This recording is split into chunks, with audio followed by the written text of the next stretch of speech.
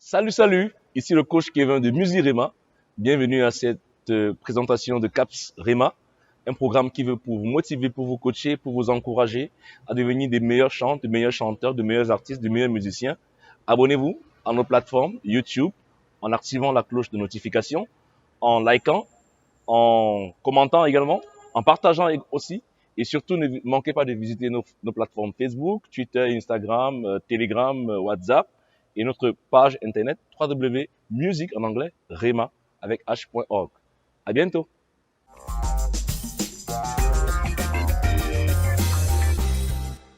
Hello, chers amis. Bienvenue à cette nouvelle capsule où on va voir un sujet très intéressant qui porte sur comment intégrer un groupe de musique ou bien une chorale.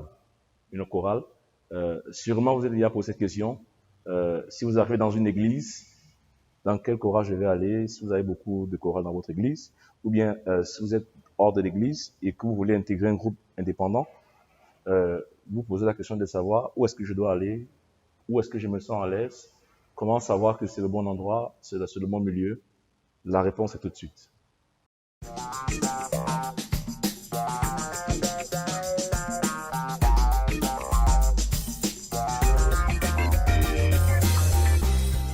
Alors, vous devez savoir une chose, la première, ou bien du moins, le premier élément, le premier critère que je peux vous conseiller de prendre en considération pour savoir comment intégrer une chorale ou un groupe, ce n'est pas de regarder à ce que le groupe fait, ce n'est pas de regarder aux prouesses ou aux résultats que le groupe fait, ce n'est pas non plus de regarder aux excellences ou bien à tout ce que le groupe a pu réaliser en termes de production musicale.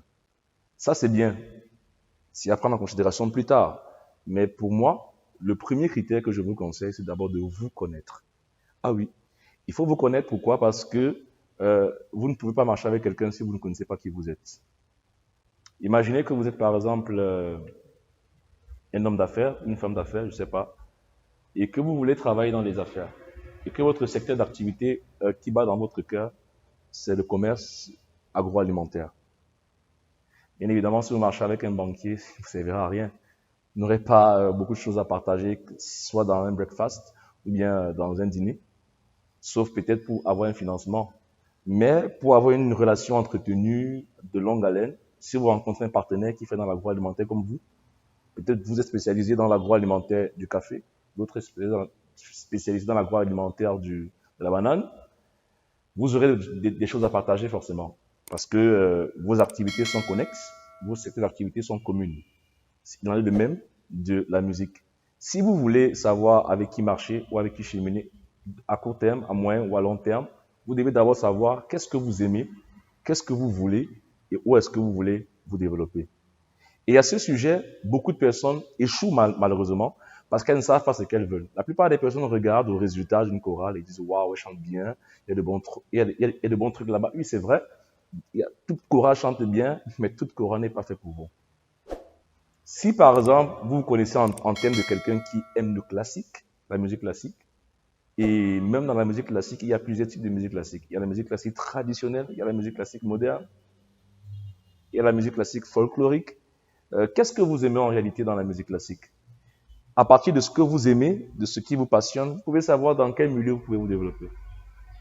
Si vous aimez par exemple le R&B ou bien vous aimez par exemple les musiques folkloriques et que vous allez dans un groupe qui fait beaucoup plus du hip-hop ou bien du jazz, c'est deux styles musicaux complètement différents. Vous serez ennuyé, pas parce que le groupe est incompétent, mais parce que ça ne répond pas à votre caractéristique, ça ne répond pas à votre besoin, ça ne répond pas à votre profil. Donc, le premier critère à considérer, c'est de savoir qui vous êtes, ce que vous aimez, où est-ce que vous voulez aller, ce que vous n'aimez pas. Et ça, c'est un examen qui se fait tout seul. Ça peut aussi se faire avec, par exemple, vos objectifs de vie ou bien votre rêve. Ça peut vous aider à pouvoir vous qualifier. Mais la première chose, c'est de savoir qu'est-ce que vous voulez faire.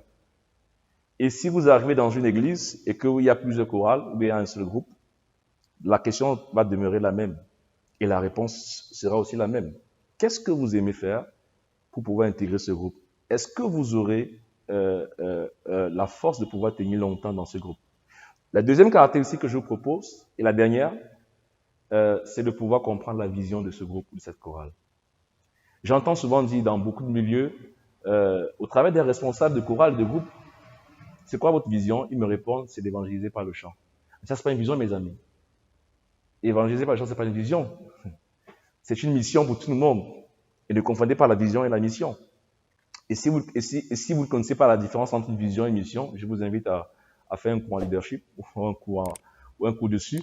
Il y en a tellement sur Internet, ou bien vous inscrivez dans un cabinet.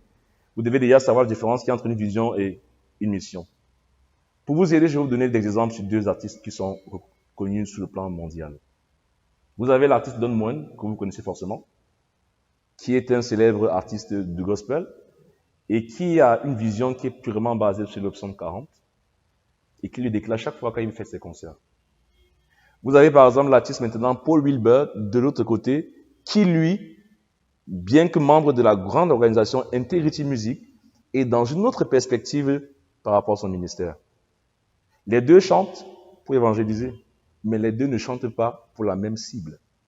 Paul Wilbur, lui, il est beaucoup plus focalisé pour le monde oriental, c'est-à-dire Israël. Quand vous regardez l'ensemble de ses chants, c'est beaucoup plus tourné vers Jérusalem. C'est un message qu'il adresse pour édifier, évangéliser ceux qui sont encore juifs. Par contre, Don Moen n'est pas tourné vers là. Et c'est la même chose pour quelqu'un comme William McDowell. Donc vous avez les 3 ou bien les 4 ou bien les 6 chants que vous connaissez dans le monde. Tous chantent pour évangéliser, mais tous n'ont pas la même cible. Donc, quelle est la vision de ce groupe que vous voulez intégrer? Si un responsable vous dit que c'est pour évangéliser par le chant, il ne faut pas vous aventurer. Ça veut dire qu'il ne sait pas là où il est en train de partir. Ça veut dire qu'il ne sait même pas ce qu'il est en train de vouloir faire. Alors, comment savoir sa vision? Comment aussi savoir définir ses objectifs, ses missions? Comment aussi savoir se connaître, se découvrir? Nous pouvons vous aider à le faire. Et il y a un ensemble de questions que vous pouvez vous poser qui vont vous aider à vous découvrir. Mais pour ça, écrivez-nous dans le lien de description qui est dans cette vidéo. À bientôt pour la prochaine capsule.